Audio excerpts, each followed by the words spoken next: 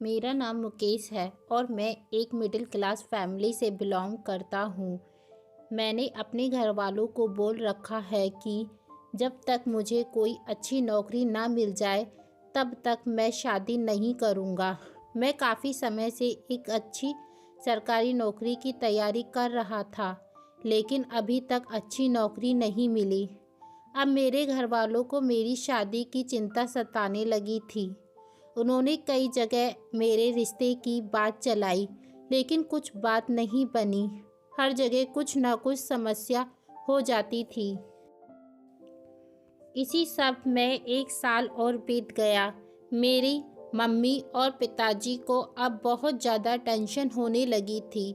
वो सुबह शाम बस मेरी शादी की ही फिक्र में लगे रहते थे, लेकिन फिर एक दिन उनकी कोशिश रंग लाई। काफ़ी दिनों तक ढूंढने के बाद एक रिश्ता आया था जो घर वालों को पसंद था। वो लोग गांव के थे और हम से गरीब थे। घर वालों ने मुझे उस लड़की की तस्वीर दिखाई। लड़की अच्छी थी। मैं कहीं और शहर में नौकरी करता था। मम्मी और पापा ने लड़की को उसके घर जाकर देखा था। मुझे भी कहा था, लेकिन छुट्टी न मिलने के कारण मैं आ नहीं पाया। मम्मी को लड़की पसंद आ गई थी। मम्मी ने कहा कि अब बस शादी जल्दी से करना है। शादी का ऐसा योग बन रहा था कि या तो शादी 1 महीने के अंदर हो या फिर 3 साल बाद, लेकिन अब शादी को टाला नहीं जा सकता था, इसलिए शादी का 1 महीने में होना ही तय हो गया। इतने कम समय में अब मेरा लड़की देखना जाना हो नहीं सका, इसलिए मैं सीधा शादी के लिए ही छुट्टी लेकर आया। मैं शादी के 7 दिन पहले ही घर आया था।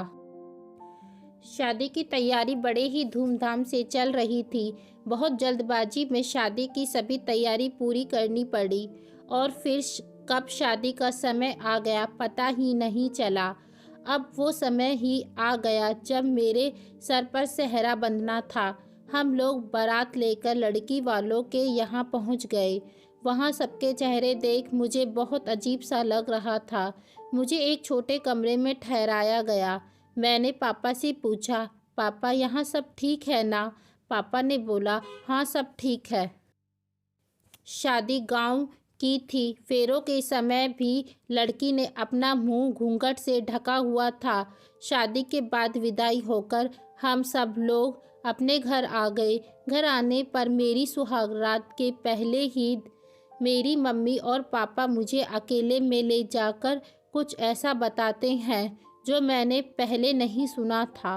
वो बोले कि हमारे घर में एक रिवाज और प्रथा है कि शादी होने के 1 महीने तक दूल्हा अपनी दुल्हन का मुंह नहीं देखता। मैंने बोला, यह क्या? आज से पहले तो आपने इसके बारे में मुझे पहले कभी कुछ नहीं बताया। वो बोले कि पहले नहीं बता सकते थे क्योंकि पहले बताना अशुभ होता है, इसलिए यह शादी के बाद ही बताया जाता है। मुझे समझ नहीं आ रहा था कि यह बात एकदम से कैसे आ गई, लेकिन फिर मम्मी पापा के ज़्यादा जोर देने पर मुझे मानना ही पड़ा। पिताजी ने मुझे एक काला कपड़ा भी दिया और कहा कि इसे बांधकर ही कमरे में जाना, गलती से भी इसे खोलना नहीं। मेरे मन में कई तरह के सवाल आ रहे थे, लेकिन मुझे उनकी बात माननी ही पड़ी क्योंकि वो जिस तरह से मुझे समझा रहे थे, मुझे उनकी आंखों में थोड़ा सा भी डर लगा, इसलिए मैंने उनकी बात मान ली। मैं काला कपड़ा लेकर अपने कमरे में गया, दरवाज़ा बंद किया और मेरी पत्नी सेज पर मुंह ढककर पहले ही बैठी थी। मैंने अभी काला कपड़ा अपनी आँख पर नहीं बांधा था। मैं उसके पास गया तो सबसे पहले जो उसने कहा, आपको मम्मी पापा ने सब समझा दिया है ना? मैंने पूछा, उन्होंने तुम्हें भी कहा है? वो बोली, हाँ मुझे भी उन्होंने कहा है और हमें उनका पालन करना होगा। आपको सिर्फ मेरा मुंह नहीं देखना है 1 महीने तक। मेरी पत्नी मेरे सामने थी, लेकिन मैं उसका मुंह नहीं देख सकता था। मैंने अपना काला कपड़ा उसे दिया और उसकी ओर पीट करके बैठ गया। उसने कपड़ा मेरी आंखों में ज़ोर से बांध दिया। कपड़ा बांधने के बाद मैंने उसको हाथों को अपने हाथ में लिया। बहुत ही कोमल थे उसके हाथ। उसके बाद मैंने करीब आधी रात तक उससे बहुत बात की। मैं उसे नहीं देख पा रहा था, लेकिन उसकी तस्वीर मैंने देखी थी। इस तरह बंद आंखों के बीच हमारे नए जीवन की शुरुआत हो रही थी। दिन में भी इस बात का विशेष ध्यान रखना पड़ता था। वो पूरा समय घूंघट में ही रहती थी। शादी के पहले मुझे प्यार क्या होता है इसका पता नहीं था, लेकिन शादी के बाद मुझे अपनी पत्नी से प्यार होने लगा था। अब मैं बड़ी बेसब्री से 1 महीना पूरा होने का इंतज़ार कर रहा था। जैसे जैसे दिन बीत रहे थे, मेरा प्यार बढ़ता जा रहा था।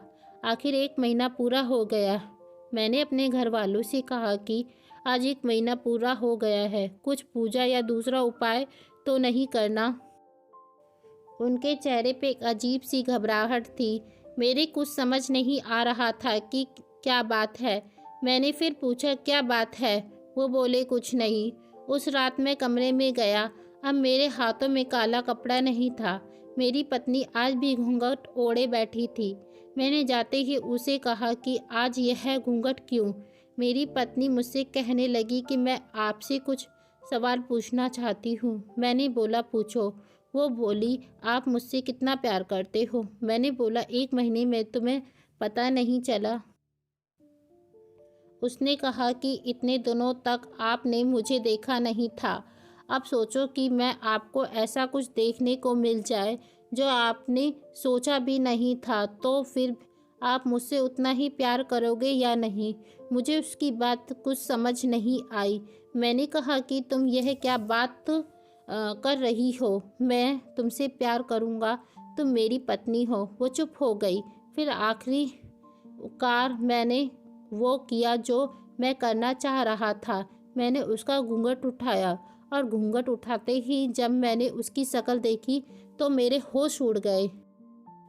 मुझे मेरी आंखों पर यकीन नहीं हुआ, क्योंकि यह वो लड़की नहीं थी जिसकी मुझे फ़ोटो दिखाई गई थी। यह तो कोई और लड़की थी। मैंने उससे पूछा, तुम कौन हो? वो बोली, मेरी आवाज़ तो आप जानते हैं, मैं वही हूँ, आपकी पत्नी।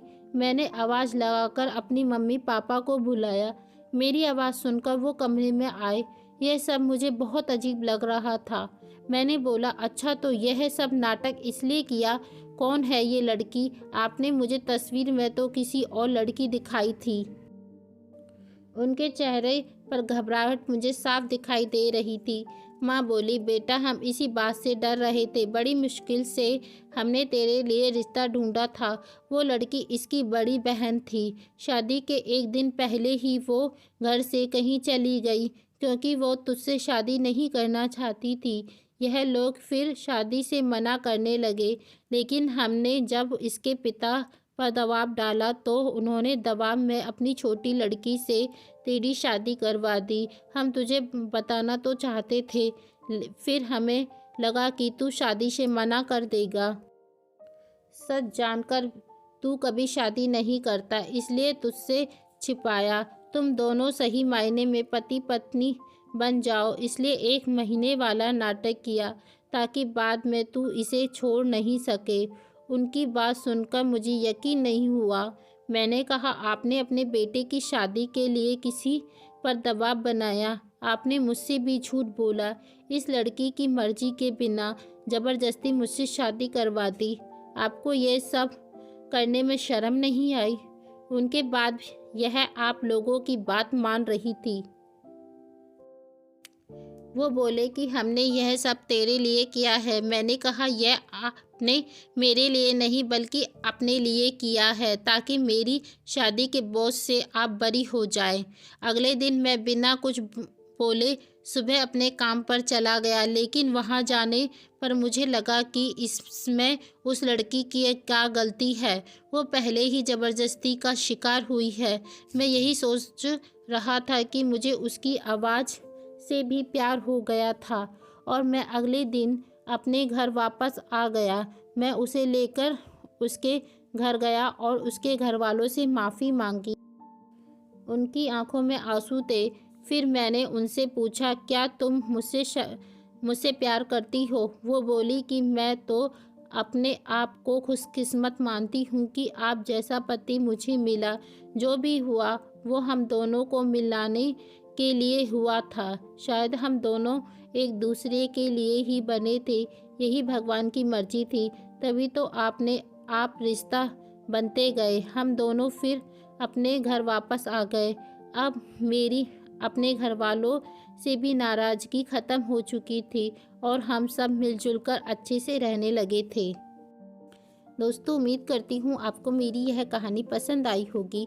अगर आपको मेरी यह कहानी पसंद आई है तो मेरी वीडियो को लाइक करें। चैनल पर नए हैं तो मेरे चैनल को सब्सक्राइब करें, ताकि मैं इस तरीके की नई नई कहानी आप सभी के लिए लाती रहूँ। कहानी को पूरा सुनने के लिए आप सभी का धन्यवाद।